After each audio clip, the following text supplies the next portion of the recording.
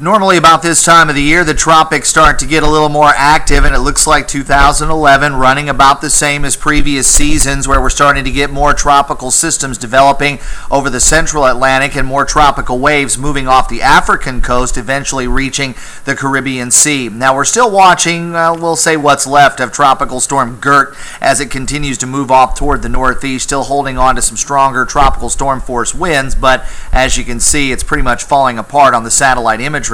Meanwhile, down to the south, a tropical wave that we've been monitoring since it rolled off the African coast late last week is now cruising into the eastern part of the Caribbean Sea. This one looking a little better organized, at least over the last few hours. During the morning part of the day, we've seen more of a concentration of the showers and thunderstorms in and around that particular tropical wave, and it is expected to continue to drift at least for the next couple of days on off toward the west and possibly into the northwestern sections of the Caribbean Sea, where it might have a little better chance for some development over in this area south of Cuba and northeast of Central America.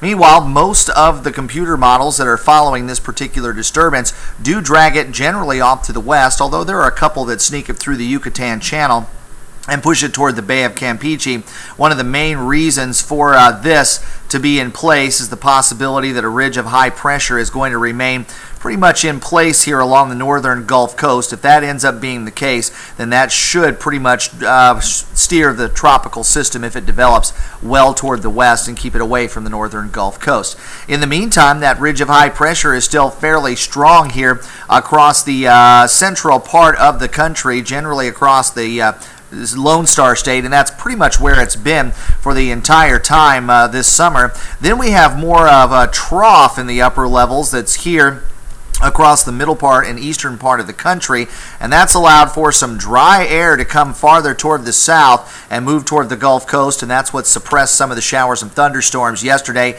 and it looks like we'll keep our sunshine today with little or no rain thanks to the dry air in the mid-levels of the atmosphere. Now, farther down the road, we may see this trough kind of digging farther toward the northeast, and that should help to bring a few scattered showers and thunderstorms back into the picture by about Thursday and Friday. Then the ridge out over Texas will rebuild over Acadiana, and it looks like a hot and dry weekend. Temperatures today easily climbing into the mid, maybe the upper 90s, and the heat index up around 105. Not a whole lot of rain today or tonight. Might start to pick up on a few more rain chances later on this week.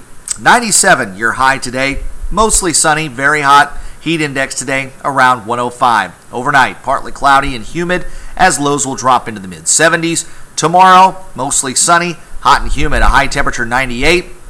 We'll keep conditions relatively dry through Wednesday, but into Thursday and Friday, a couple of isolated showers or thunderstorms will be possible, and then dry air returning again just in time for the weekend. So we'll continue to monitor the tropics as long as the weather here at home remains quiet.